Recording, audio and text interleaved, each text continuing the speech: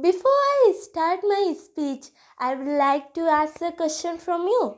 What do you think about herbal medicines related to snake bites and the treatments? I know some of you believe about that and some of you do not believe about that. What is the reason for that? As there are some points available in this subject that we can't trust. But these are our things, so we shouldn't believe about these things.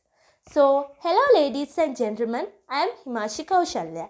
Let me tell my experience about herbal medicines related to snake bites and their treatments. Actually, this is not my own experience. My uncle told this story to me. My parents also know this story, but they also knew this story from their parents. But my uncle have real experience, so that's why I thought I should tell this story to you. So one day I met him and he started his speech like this. Before a long time, there was a Thero in our temple. He was the chief Thero in our temple. He was so talented and he was able to cure any patient within 2 or 3 days. That's his special talent. He couldn't cure any patient within 2 or 3 days because his treatments were really powerful. Then one day, my uncle who told this story to me, he also had to go to temple because unfortunately he had to confront a snake bite. Then he went. At that time, he had to know a special thing. When any patient went near to the gate, that Tero could say why is he coming and what happened to him. I mean, he could predict it. That's a special talent. So, when that patient went near to the gate, that Tero started to make his medicines. When that patient went to meet that Tero has all the medicines to do his treatments. I think that's really good because there was no late. At that day, my uncle also went. Then the chief Tero started to do his treatments. Then my uncle told that chief Tero had some few steps to do his treatments.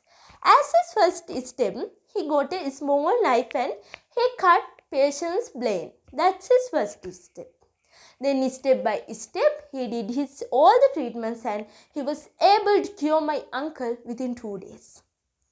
Actually, this is not the wonderful part of my story. Then, after a long time, as I think after 2 or 3 years, one patient came to the temple. Then usually that chief Tero started to do his treatments. He did all the treatments, but his treatments were not working. He wanted to know what is the reason for that. Then finally, he had to know what is the reason for that. That reason was so wonderful. I will tell what is the reason for that.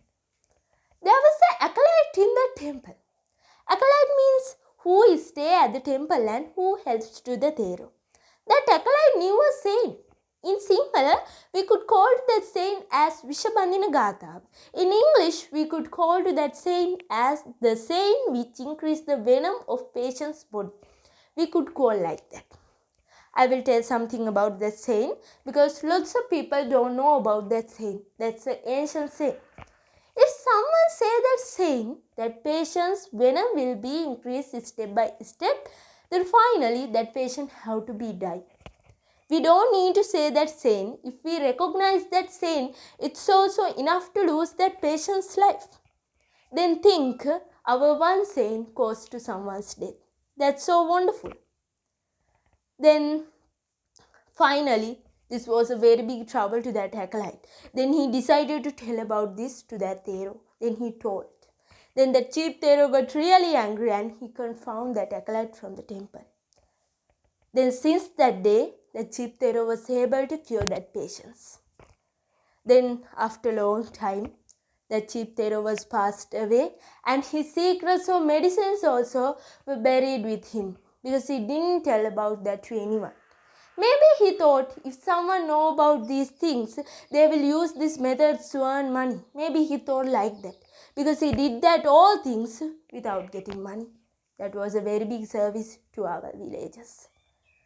Through this story, I wanted to say the value of our herbal medicines. because lots of people do not believe about our things. So that's why I wanted to tell this story to you.